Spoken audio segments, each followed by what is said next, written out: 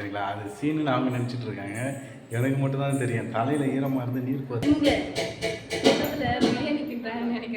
Sound கேட்டு. ஆமாம், டபரா சத்தம் கேட்டு. ஹாய் ஃப்ரெண்ட்ஸ், எல்லோரும் எப்படி இருக்கீங்க? ஃப்ரெண்ட்ஸ், இன்றைக்கி என்ன வீடியோ பார்க்க போகிற சொல்லிட்டு பார்த்தீங்கன்னா வேறு எந்த வீடியோ இல்லை. ஸோ நம்ம ஏற்கனவே பார்த்த வீடியோ தான். நிறைய பேர் வந்து பார்த்தீங்கன்னா நேற்று போட்ட வீடியோவில் வந்து நேற்றுக்கு மறுநாள் போட்ட வீடியோவில் வந்து பார்த்தீங்கன்னா நிறைய பேர் கமெண்ட் பண்ணியிருந்தீங்க. ஸோ ஃபஸ்ட்டு ஒரு வீடியோ போட்டேன், திரும்ப அதை எடிட் பண்ணி அப்லோட் பண்ணேன். எதுக்கு அப்படின்னு சொல்லிட்டு பார்த்தீங்கன்னா நான் எண்டில் வந்து பார்த்தீங்கன்னா இவர் வந்து நல்லா பேசியிருப்பார். ஸோ அது வந்து பார்த்தீங்கன்னா கட் பண்ணி போட்டிருப்பேன். ஸோ நிறைய பேர் டெலிட் பண்ணதுக்கப்புறம் அக்கா அந்த மூமெண்ட் தான் ரொம்ப க்யூட்டாக இருந்தது, அதை ஏன் டெலிட் பண்ணீங்க அப்படின்னு சொல்லிட்டு நிறைய பேர் வந்து கமெண்ட்ஸில் கேட்டிருந்தீங்க. ஸோ எனக்குமே அது வந்து பார்த்திங்கன்னா அந்த மூமெண்ட் ரொம்ப சூப்பராக இருந்துச்சு. ஸோ அது வந்து நானும் பார்த்து இவர்கிட்ட காமிச்சேன், அப்புறம் அம்மா எல்லாத்தையும் வந்து காமிச்சாங்க. ஸோ அவங்ககிட்டையும் பாட்டெல்லாம் சொல்ல போனேன். பட் மிஸ்டேக் வந்து பார்த்திங்கன்னா நான் ஏதோ ஸோ நிறைய பேர் வந்து பார்த்திங்கன்னா அதில் கமெண்ட் பண்ணியிருந்தீங்க, அவ்வளோ அதுவே இல்லை மாமா ஏன் அப்படி துப்புறீங்க அப்படின்னு சொல்லிட்டு. ஸோ அவர் பேசுறது நினச்சி சும்மா அப்படி துப்பினேன். ஸோ மற்றபடி வேறு எதுவும் இல்லை. நீங்கள் எதாவது கஷ்டப்படுத்துறீங்க? ஜாலியாக தான் இருந்துச்சு, எப்படியும் எங்களுக்குள்ளே இருக்கத்தான். ஸோ வந்து பார்த்தீங்கன்னா அந்த மூமெண்ட்டை திரும்ப நம்ம போடலாம் அப்படின்னு சொல்லிட்டு முடிவு பண்ணியிருக்கேன். ஏன்னா அதை டெலிட் பண்ணது எனக்கு ஒரு மாதிரி கஷ்டமாகவே இருந்துச்சு. போட்டே இருக்கலாம் போல் எல்லாம் டெலிட் பண்ணுறேன். அது மட்டும் இல்லாமல் நிறைய பேர் ஏன் ஒன்றும் பேச மாட்டாங்களா கமெண்ட்ஸில் கேட்டுகிட்டே இருந்தீங்க ஃப்ரெண்ட்ஸ். இந்த வீடியோ பார்த்தீங்கன்னா அப்போ தெரியும் மனோட சுயரூபம் என்னன்னு சொல்லிட்டு அந்த அளவுக்கு என்ன இருக்கு, அந்த அளவுக்கு பேசியிருந்தீங்க. ஸோ ரொம்பவே சூப்பராக பேசியிருந்தாரு. ஸோ அதான் நான் சொல்லிட்டு வீடியோவில் வந்து அதிகமாக பேச மாட்டார் இல்லையா. ஸோ அதில் பேசினதுனால எனக்கும் கொஞ்சம் நல்லா இருந்துச்சு. ஸோ பார்க்குறவங்க வந்து பார்த்தீங்கன்னா க்யூட்டாக இருந்தது அப்படின்னு சொல்லிட்டு நிறைய பேர் கமெண்ட்டில் சொல்லியிருந்தீங்க. இவரும் வந்து பார்த்தாரு, என்ன கேட்டால் ஏன் அதை டெலிட் பண்ண சொல்லிட்டு என்ன கேட்டார். ஏதாவது பேசுங்க, மட்டும் கம்முன்னு இருப்பாருப்பா. என்ன பேசுறது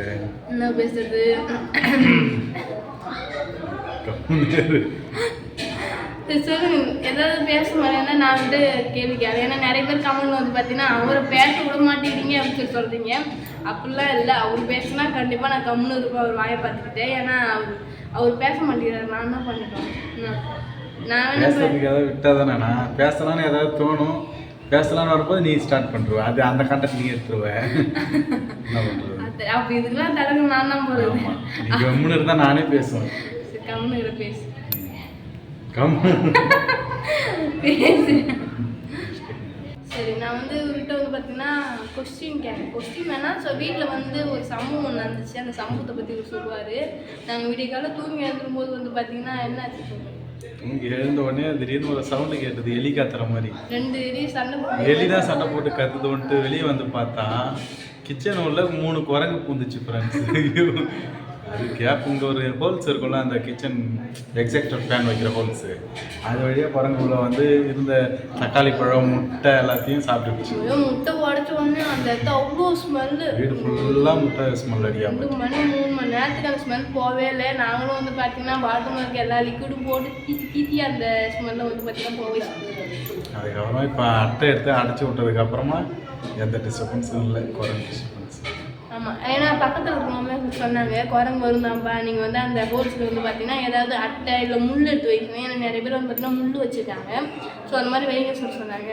அது வரது கூட பெரிய பிரச்சனை இல்லை, வந்து அந்த முட்டையை அழகாக தூக்கி ஒன்றாவும் பெரிய பிரச்சனை இல்லை. அதை கூட அது ஒரு மாதிரி மூஞ்சி காட்டும் போது கோவமாக அப்படி பயமாக இருக்குது அந்த ரியாக்ஷனை பார்க்கும்போது. சவுண்டோட ஒரு ரியாக்ஷன் வந்து அது வந்து பார்த்தீங்கன்னா அந்த குரங்கு அந்த முட்டையை இங்கேயே போட்டு உடச்சிருச்சு. சாப்பிட கூட இல்லை, சாப்பிடுமா குரங்கு முட்டை சாப்பிட்டு அதை உடச்சி இப்படி சாப்பிடும்போது கீழெலாம் சிந்திருக்கு கீழே ஃபுல்லாக அவ்வளோ முட்டை கவுச்சு ஆயிடுச்சு. அவங்க நாங்கள் வந்து பார்த்தீங்கன்னா அரிசி முட்டைலாம் வச்சுருந்தோம். அந்த அரிசி முட்டை மேலே வந்து பார்த்தீங்கன்னா முட்டையாகிடுச்சு. அதுக்கப்புறம் நாங்கள் அரிசி சாக்கெல்லாம் மாற்றி வச்சுட்டு இந்த குரங்கு வந்து எனக்கு இன்னும் எக்ஸ்ட்ரா ஒரு 4-5 வேலையை வச்சுட்டு போயிடுச்சு. நான் சீக்கிரமாக காலேஜுக்கு ஒரு 9 மணி தான் கிளம்பி போகலான்னு பார்த்தா குரங்கு வந்த நேரத்தில் நான் ஒரு 10 மணிக்கு தான் கிளம்பி போனேன். ஸோ சரி, நான் இவர் பேச சொல்லிட்டு நான் வந்து பேசுகிறேன். என்ன கண்டனே தெரியலவா இது, நான் நானும் பேசுனது. சரி, உனக்கு வீடெலாம் பிடிச்சிருக்கா? வீட்டு எப்படி பரவாயில்ல? வீட்டு நான் வருதா இல்லை நார்மலாக ஆகிடுச்சா? எல்லாத்தையும் ஃபோன் பண்ணி பேசுகிறோம்ல, ஸோ அவங்க இருக்க மாதிரியே அது மாதிரி தான். எல்லாத்தையும் ஃபோன் பண்ணி பேசுகிற மாதிரி இங்கேயும் பேசுகிறதுனால எனக்கு அவ்வளோவா எதுவும் தெரியல. ஃபஸ்ட்டு டே அப்புறம் 2 நாள் அப்படி இருந்துச்சு. இப்போது நார்மல் ஆகிட்டேன். என்ன கேட்கறத உங்களை தான் கேட்கணும், நீங்கள் நார்மல் ஆகிட்டீங்களா? எனக்கு ஓகே, இப்போ பரவாயில்ல. ஆனால் ஃபஸ்ட்டு நாள் தான் ரொம்ப மோசமாக இருந்துச்சு, கஷ்டமாகவே இருந்தது. அம்மா பாப்பா எல்லோரும் விட்டு வர பாப்பானா குட்டி பொண்ணு. அதுக்கப்புறம் வந்து பார்த்தீங்கன்னா நிறைய பேர் வந்து கேட்டாங்க, இவ்வளோ பெரிய வீட்டில் நீங்கள் 2 பேரும் மட்டும் ஏன் இருக்கீங்க அப்படின்னு சொல்லிட்டு நிறைய பேர் கேட்டாங்க. ஸோ இவங்க பேசின வீடியோலாம் மட்டும் இல்லை, இதில் வந்து நம்ம கொஞ்சம் இது வந்து சொல்லிடலாம். ஏன்னா நிறைய பேர் வந்து கமெண்ட்ஸில் கொஸ்டின் கேட்டிருந்தீங்க, அதுக்கு வந்து பார்த்தீங்கன்னா பதில் சொல்லிடுறோம். அதுக்கப்புறம் வந்து பார்த்தீங்கன்னா வீட்டோட ரெண்ட் எவ்வளோ சொல்லலாம் கேட்டிருந்தீங்க. நான் அந்த வீடியோவில் வந்து பார்த்தீங்கன்னா சொல்லியிருப்பேன். ஸோ இருந்தாலுமே வந்து பார்த்தீங்கன்னா மறுபடியும் நிறைய பேர் வந்து கேட்டிருந்தீங்க. வீட்டு வாடகை வந்து பார்த்தீங்கன்னா மாதம் 4000. அது மட்டும் இல்லாமல் அதுக்கப்புறம் வந்து அதிகமாக கேட்ட கொஸ்டின் என்னன்னு சொல்லிட்டு பார்த்தீங்கன்னா, உங்களோட வீடு பால் காய்ச்சுற அன்னைக்கு அவங்களோட மாமனார் மாமியார்லாம் வரலையா சொல்லிட்டு கேட்டிருந்தீங்க. ஸோ வந்திருந்தாங்க. அதில் நிறைய பேர் வந்து கெஸ் பண்ணியிருந்தீங்க, இதுதானே மனோ அண்ணனோட அம்மா அப்பா சொல்லிட்டு. ஸோ அவங்க யாருன்னு சொல்லிட்டு பார்த்தீங்கன்னா, ஃபஸ்ட்டு இங்கே பக்கத்தில் பிரியாணி தின்றாங்கன்னு நினைக்கிறேன். ஆமாம், டபரா சத்தம் கேட்டுருங்க. பக்கத்தில் வந்து பார்த்தீங்கன்னா இங்கே வந்து பால் காய்ச்சற அப்பயே வந்து பார்த்தீங்கன்னா பிங்க் கலர் க்ரீன் கலர் சேர்ந்து ஒரு சாரீ கட்டிட்டு இருப்பாங்க. அவங்க தான் வந்து பார்த்தீங்கன்னா மனோட அம்மா. ஸோ விளக்கேற்றுற இடத்துல வந்து பார்த்தீங்கன்னா அவங்க தான் வந்து பார்த்தீங்கன்னா விளக்கேற்றுவாங்க. ஸோ அப்போ வந்து பார்த்தீங்கன்னா அவங்க இவங்களோட அண்ணனோட வண்டி எடுத்து வந்தாங்க.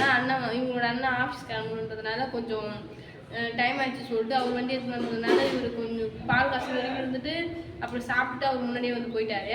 அப்புறம் வந்து எல்லாமே வந்திருந்தாங்க, ஃபேமிலியோட அத்தை மாமா எல்லாமே வந்திருந்தாங்க. அதுக்கப்புறம் நிறைய பேர் வீடு வாடகைக்குன்னு நினைக்கிறப்பா, சொந்த வீடு எப்போ வாங்கினீங்கன்னு கேட்குறாங்க. சொந்த வீடுலாம் இல்லை ஃப்ரெண்ட்ஸ், வாடகை வீடு தான். சொந்த வீடு கட்டும் கட்டி தான் வீடெலாம் வாங்குற அளவுக்கு கிடையாது. வீடு வேணால் கட்டலாம், இருக்க முடியல, அவ்வளோதான்.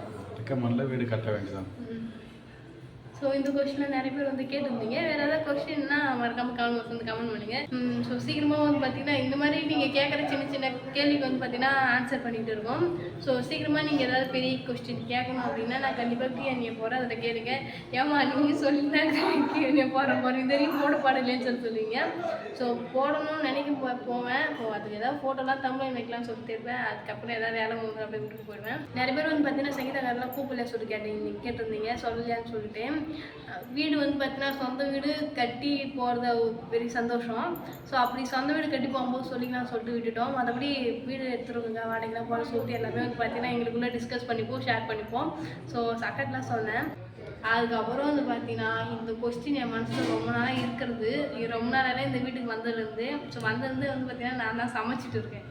ஸோ என்னோடய சமையலுக்கு அடிமை வந்து பார்த்தீங்கன்னா என்னோடய சமையலை யார் சாப்பிட்றானே ஒரு ஆள், நான் ஒரு ஆள், 2 பேர் தான். ஸோ வந்து இந்த விஷயத்தை நான் வந்து யார்கிட்ட கேட்க முடியாது.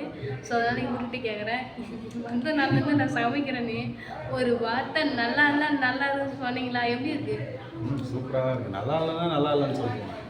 நல்லா தான் இருக்குது. இது வரைக்கும் சமைச்சது எல்லாமே நல்லா இருக்குது. என்றைக்காவது நல்லா இல்லைன்னா நல்லா இல்லை மாற்றிக்கோ அப்படின்னு சொல்லுவேன். நல்லா தான் இருக்குது, சாப்பிட்லாம். எங்கள் அம்மாவுக்கு தான் நான் நன்றி சொல்லணும். இந்த அளவுக்கு எனக்கு சமையல் சொல்லி கொடுத்துருக்காங்க. அவங்க பார்த்தாவே ஏன் அன்றைக்கி ஒரு டைம் அம்மா வந்து ஊருக்கு போயிட்டாங்க, நம்ம 2 பேரும் அங்கே இருந்தோம் இல்லையா. அப்போ வந்து பார்த்தீங்கன்னா கிளி போட்டு சாம்பார் வச்சு. ஸோ அதிக பேர் இருக்காங்க சொல்லிட்டு அதிகமாக தண்ணி ஊற்றி வச்சிட்டேன். அது இப்போ வரைக்கும் அதை திட்டுவாங்க. இவர் வந்து சாப்பாடாக நல்லா செய்யணும்னு சொன்னாங்கன்னா அவ்வளோதான். கரெக்டாக தான் செய்யறேன். பேருக்கான அளவு கரெக்டாக இருக்குது. மீறதெல்லாம் கிடையாது.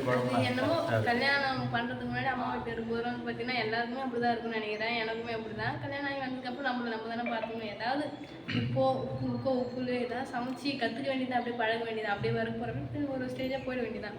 ஸோ அவ்வளோதான் ஃப்ரெண்ட்ஸ், நாங்கள் இதையே பேசலாம்னு வந்தோம். நாங்கள் இப்போ வேறு எதையோ மாற்றி பேசிட்டோம்.